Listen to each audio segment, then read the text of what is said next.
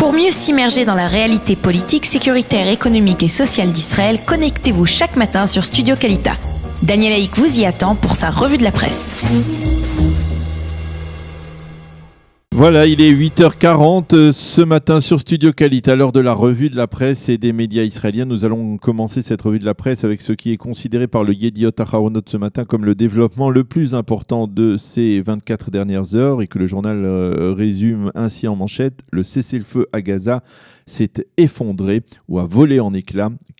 Après 4 journées de calme relatif, ces journées se sont terminées hier par un grave incident durant lequel un sniper ou des snipers palestiniens ont ouvert le feu en direction d'une patrouille de Tsahal le long de la barrière de sécurité.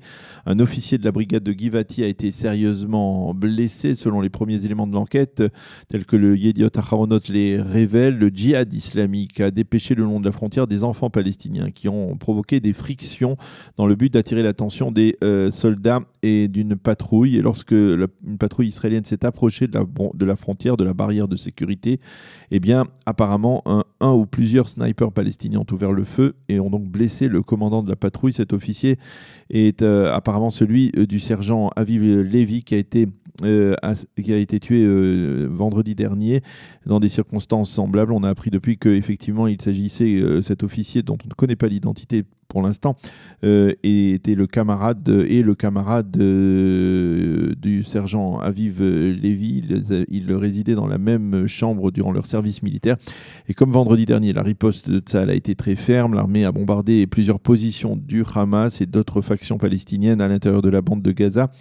La mère de l'officier blessé s'est rendue à son chevet à l'hôpital de Soroka de Beersheva. Après s'être assurée que son fils était hors de danger, elle a déclaré à la seconde chaîne de télévision hier soir: c'est le balagan le plus total à la frontière avec Gaza. Et il faut donc y mettre fin au plus vite, a donc déclaré la mère de cet officier. Yossi Yoshua, dans le Yediot Aharonot, commente cet incident grave et il écrit que Tsahal a de nouveaux défis. Comment faire pour neutraliser les tireurs d'élite palestiniens à la frontière et comment faire pour déjouer les attentats à l'aide d'APA comme l'ont été hier soir ces enfants palestiniens. Le Israël Hayom revient lui aussi en première page sur ce développement près de Gaza. Il insiste lui sur la réponse du Hamas qui menace de ne pas se taire. Le journal indique également que l'on a recensé hier une dizaine de départs de feu dus à des cerfs-volants incendiaires, ce qui semble confirmer cette explosion du cessez-le-feu instauré donc difficilement samedi dernier par l'Égypte et l'ONU. Le responsable de la sécurité du conseil régional de Sha'ar HaNegev, Eyal Hadjabi, a déclaré hier qu'en guise de cessez-le-feu, le terrorisme des cerfs-volants continuait et il se poursuivait dans la région. Le Israël Hayom mentionne également ce matin en manchette cette tension. Qu'outre cette tension dans le sud, on a assisté hier encore à un réchauffement dans le nord du pays, réchauffement dans tous les sens du terme, avec le temps qui était particulièrement chaud et caniculaire, y compris sur le plateau du Golan. Après des missiles syriens il y a 3 jours, après l'interception d'un avion de chasse Sukhoi 22 syrien il y a 2 jours, on a pu assister hier à la chute de 2 roquettes syriennes. De 2 roquettes tirées par des rebelles syriens apparemment de Daesh qui sont tombés dans le lac de Tibériade sans faire de blessés ni de dégâts. Le Israël Hayom parle de tensions records en pleine vacances d'été dans cette zone touristique. Les forces de sécurité israéliennes ont eu beau expliquer qu'elles avaient repéré les missiles et qu'elles savaient que ces roquettes, ces missiles allaient s'abattre dans le lac. Il n'empêche que là encore, comme à Gaza, la dégradation semble progressive. En riposte, Tsahal a détruit les lanceurs de ces roquettes, donc dans cette poche occupée par des forces de Daesh qui résistent à la progression de l'armée syrienne, une poche qui est située le long de la triple frontière entre Israël, la Syrie et la Jordanie. Tsahal a réaffirmé hier qu'elle ne tolérera pas la moindre violation des accords de désengagement de 1974 avec la reconquête par l'armée régulière syrienne, épaulée par les Russes du sud du pays. Au sein de l'armée israélienne, on affirme que ces 2 roquettes ont été tirées par les forces de Daesh, qui subissent la très forte pression de l'armée syrienne.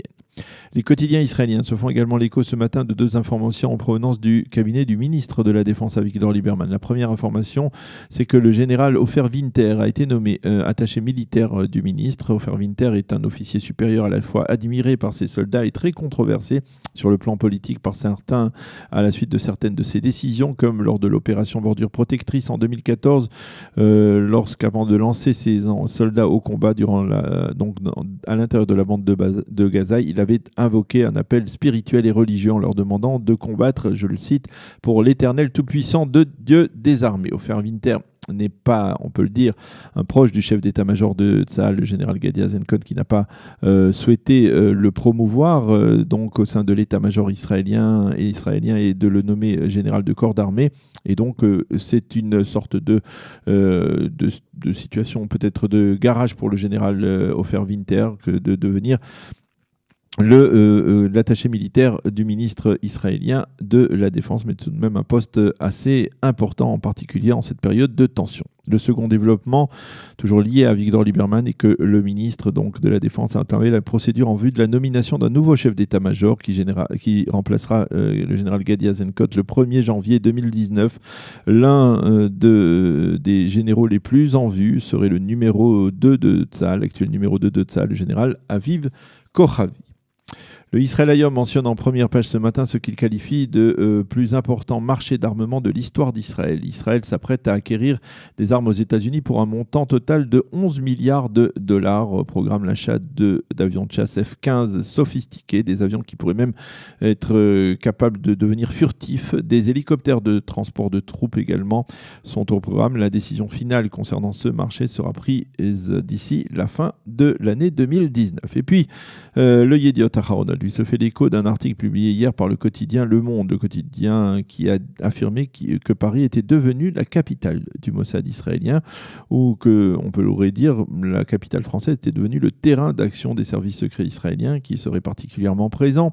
Le Monde révèle en effet que l'opération qui a marqué l'élimination de Mahmoud El-Mafrour à Dubaï il y a quelques années par des agents du Mossad avait été orchestrée à partir de Paris par une cellule des services secrets israéliens. Et puisque nous parlons de la France, sachez également que tous les quotidiens israéliens se font très largement l'écho de l'affaire Benalla et des déclarations du président Macron selon lesquelles celui-ci ne serait pas son amant.